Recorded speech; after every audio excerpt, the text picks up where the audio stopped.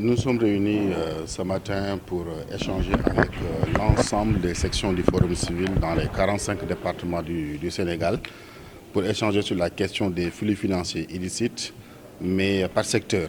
Les flux financiers illicites, comme on l'a constaté dans le domaine fiscal, les flux financiers illicites dans le secteur de l'agriculture, les flux financiers illicites dans le secteur des télécommunications, donc les flux financiers pratiquement dans tous les domaines. Donc c'est l'occasion pour les sensibiliser sur les méfaits, sur les causes des flux financiers illicites, surtout dans le domaine également des ressources minérales, avec le dernier rapport de l'ITIE qui a été présenté, mais également de discuter avec eux sur les flux financiers illicites au niveau de la Convention de l'Union africaine pour qu'ils aient des éléments de prévention de ces méfaits qui gangrènent fondamentalement notre économie, mais également la société africaine en général, mais la société sénégalaise en particulier.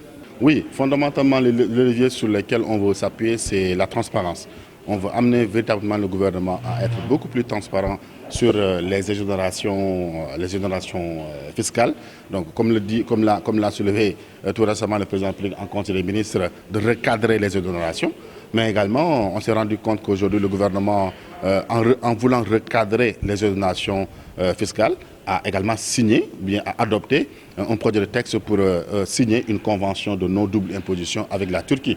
Donc on se demande également pourquoi aujourd'hui la Turquie devrait bénéficier également de cette convention de double imposition, ce qui est en porte-à-faux avec la volonté de réduire, de recadrer les exonérations. C'est pourquoi on se dit également qu'il faut impérativement la transparence, mais également l'autre levier, c'est d'inciter davantage la Direction générale des impôts et domaines à publier les rapports sur les dépenses fiscales. Depuis, on ne va jamais cesser de le dire, mais également d'inviter les corps de contrôle, que ce soit la Cour des comptes, que ce soit l'Inspection générale d'État, que ce soit les autres corps de contrôle, de publier également le rapport, parce que ça participe à améliorer la lutte et la prévention contre les flux financiers illicites. Oui, les flux financiers illicites, comme à l'instar des pays africains, le dernier rapport de Thabo Mbeki a montré que les flux financiers illicites, ceux qui quittent l'Afrique pour aller vers les pays occidentaux, autour de 50 à 80 milliards de dollars par an. Donc au Sénégal également, ça tourne autour de 166 millions d'euros par an. Donc il est impératif aujourd'hui, avec tous les scandales qu'on connaît aujourd'hui, avec cette absence de sanctions qu'on connaît aujourd'hui avec ce nouveau régime-là, de prendre les devants. Parce qu'on le veuille ou pas, si on ne lutte pas contre les flux financiers illicites, bien entendu, il y aura forcément une organisation, des instances terroristes qui vont s'attaquer fondamentalement aux pays africains. C'est ce que le Mali est en train de vivre aujourd'hui, c'est ce que le Niger est en train de vivre aujourd'hui, c'est ce que le Burkina est en train de vivre aujourd'hui. Et ce qui les lie, ces pays, si vous regardez un peu la relation entre flux financiers illicites et richesse, lutte contre la corruption et pauvreté, il suffit d'analyser un peu les différents rapports qui ont été produits tout récemment avec les instances internationales. Si vous regardez l'IDH, qui est produit par le PNUD, on se rend compte que la plupart des pays qui sont confrontés au terrorisme au niveau africain, bien entendu, sont au bas de l'échelle. C'est-à-dire la pauvreté, les inégalités sont assez galopantes dans ces localités-là.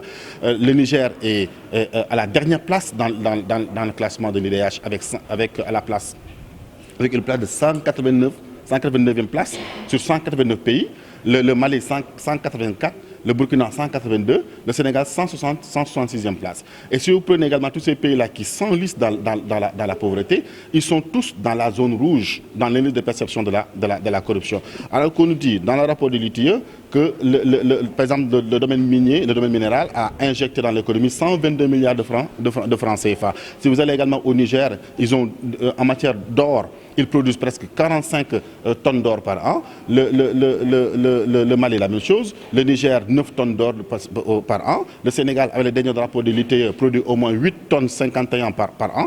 Comment ces pays-là, qui sont assez riches, s'enlisent dans la pauvreté, s'enlisent dans la corruption, et que le gouvernement ne prenne pas les mesures pour arrêter cette hémorragie-là, pour stopper cette hémorragie-là. Donc ça pose un énorme problème de volonté politique. Et nous voudrions aujourd'hui amener le gouvernement à faire arrêter cette hémorragie-là, à faire arrêter ces flux financiers illicites, parce que ce n'est pas une question uniquement de transparence, mais c'est également une question de sécurité, c'est une question de lutte contre la pauvreté, c'est une question de lutte contre les inégalités. C'est pourquoi le Forum civil a réuni aujourd'hui toutes ces sections des 45 départements du pays, de Goudiri à Saraya, en passant par Kédougou, en passant par Matam, en passant par Kanel, en passant par Djurbel, en passant par Koungheul, pour les réunir à Dakar, jusqu'à Dakar, pour les réunir également pour les sensibiliser sur la question, surtout nos sections qui sont dans les zones frontalières.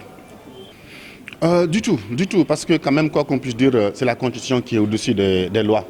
Autrement dit, la caution est au sommet de la hiérarchie des normes. Donc quand la Constitution donne droit à des citoyens de marcher, je pense que le gouvernement n'a aucune solution que d'encadrer ces populations-là pour marcher. Donc c'est juste une certaine réticence démocratique, une certaine réticence, un repli de la démocratie au niveau du Sénégal. Et je pense que nous, en tout cas, notre stratégie, c'est davantage donner les matériaux aux citoyens de pouvoir agir. Et nous sommes dans ce travail-là.